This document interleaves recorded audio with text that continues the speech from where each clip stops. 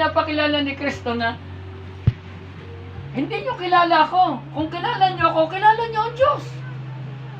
Dahil tayo, bumabanggit sa pangalan ng ang ginano natin, ang kinikilala natin ng Diyos. Pero si Kristo hindi. Sinabi ni Kristo sa mga Hudyo na yung pipilit na siya batuhin, pipilit na siya takpin, sabi ni Jesus Christ. Sinabi ng mga Hudyo, sinasabi mong ikaw ang Kristo? Wala ka pa nga 50 taon. Sabi ni mga Hudyo. Sabi ni Jesus Christ, hindi nyo kilala ang Diyos. Hindi nyo rin ako kilala. Kung kilala nyo ako, kilala nyo rin ang Diyos. Kasalanan. Because, pinag-aralan ka at wala, pogi ka at hindi. Lahat naman tayo pogi. Maganda. At lahat naman tayo maganda. Di ba? Maganda. Kami. Kami pogi. Yan. Tama ba? Magre-react kayo. So lahat ano. Kaya nga sabi ko doon, nandun yung pagpapakilala na kinakilala mo yung sarili sa harapan ng Panginoon na wala ka talagang magagawa para baguhin ang buhay mo. Aral sa Kanya ka lang nakikinig. Sapagkat ang Diyos kapag pag pinilala mo siya, doon mo makikilala, doon ang Diyos magpapahayag sa iyo na kaya mo rin gawin yung ginawa ng Panginoong Siya narito sa lupa. Amen. Okay. So, ang dami kong hinangaan na mga ngaran na hinahabol ko yan. Na mga ngaran, okay na habol namin ng mag-asawa. Mga mahusay na mga ngaran.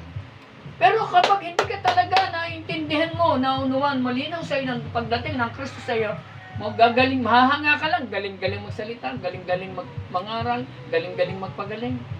Pero hindi ka pala magaling. Ibig sabihin, hindi ka pa pala magaling spiritual. Kailangan maging malaya ka mismo sa iyong sarili. At ito'y naranasan ko po. Nagre-research ako ng mga foreign na mahuhusay ng mga nung ako ng pandemic. Lagi ko pinakikinggan si Kenneth Copeland. Foreign yan, nakikinig ako kami doon. Iba kami na pinakikinggan. Tinitingnan ko yung alam niyo kung walang pinakamagandang makinig? Walang pinakamagandang makinig kundi sa salita ng Diyos. Magbasa. Ikaw you are the member of God's family. Yung pangalan mo pala ay nakatitik na, nakasulat na sa aklat ng buhay doon sa kaharian ng Diyos. Nakasulat na pala ang pangalan mo. Hindi na mabubura yun. Thank you, Lord. Hello? Okay lang ba kayo? Amen. Pakita niyo, kahit napapaos ng pastor, para lang idikdik, ibigay sa inyo yung mga sinasabi. Tama ba? So, ganito tayo kamahal ng Diyos. Ano nyo, nung mga ito, natugtog na sa church yung mga nasisira ng mga to.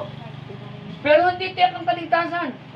Hindi mahalaga sa akin kung sila mapapunta sa church. Ang mahalaga sa akin ay yung tiyakin ng kaligtasan ng bawat to. Kaya silang lahat na narito kasama natin ay sanay na sanay sa akin na tiyakin ang kaligtasan kahit hindi siya mapapunta sa church natin.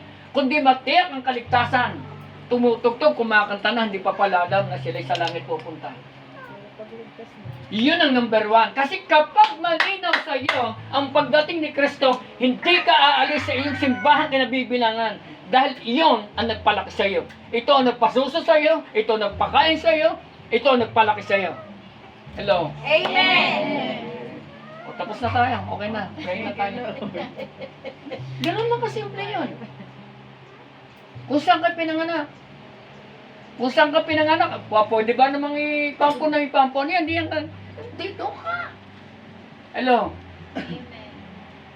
Intindihan natin.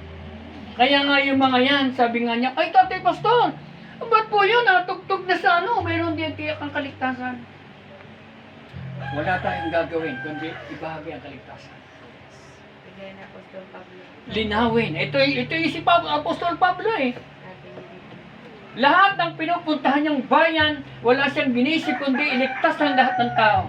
Yun ang nasa puso niya. Dahil iyon ang iniligay ng Diyos sa puso niya. At kapag ganun din ang nilagay sa atin at paniwalaan natin ito, yun din ang gagawin natin. Ang dalhin ang kaligtasan sa maraming tao. Lalo na sa Sitio Patliw at Sitio Paho. Wow, yes, amen. Okay lang ba kayo? Amen. Saan niya tinuro yung anong version? Tinuro niya sarili niyang parang Peso po. Para pong, peso po. Ilang pamilya dito ng sambahayan. Kung tayo nagtatatag ng sambahayan dito, nagtatatag din tayo ng kaharian ng sambahayan doon sa kalimitan. Amen. Dinadala mo rin ang kaharian dito sa lupa patungo doon sa langit. Nagtatatag tayo ng kaharian sa lupa at sa langit. Tama ba? Sa langit at sa lupa. Miran. Kaya nung naging malinaw sa akin ito, sabi ko, Lord, wala po kaming ibang gagawin kundi dalhin ang kaligtasan sa maraming tao. Mahalin sila. Pagtsagaan natin sila. Kasi, hindi naman tayo pinagsawaan ng Diyos eh. Tinigilan ka ba ng Diyos? Hindi naman tayo tinitigilan ng Diyos eh. Kahit tayo eh. Kahit sa tingin natin eh, sabihin natin tayo pasaway, pero mahal pa rin tayo ng Diyos. Ano? Hindi ang Diyos nagsasawa, hindi tumitigil sa atin. Ako sabi ko, Lord, hindi pala mapapabilang ang aking pangalan sa kanan mo kung hindi mo ko tiyanaga. Kung walang taong nagmahal sa akin, nagpatsaga sa akin. Alam nyo, sabi ko Lord, sa Lord, kailangan pala talaga sa atin maging malinaw ang kaligtasan natin. Na ang pangalan mo pala ay nakasulat doon sa aklat ng buhay. Yung building, kaya tayo merong building, ito yung, kaya tayo nagsasama-sama ay dahil tayo niligtas niya. Tama ba? Yung lahat ng mga niligtas ng Diyos ay dadalhin, magsasama-sama doon sa templo na kung saan ang Diyos ay naninirahan doon. Bakit? Dahil naandoon ka. Tama ba?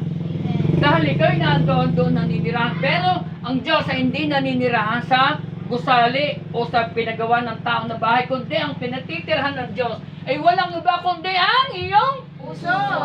Nating lahat, doon siya naninirahan, doon siya nagpapahinga, doon siya nakakaranas ng kapahingahan ng Panginoong Hesus.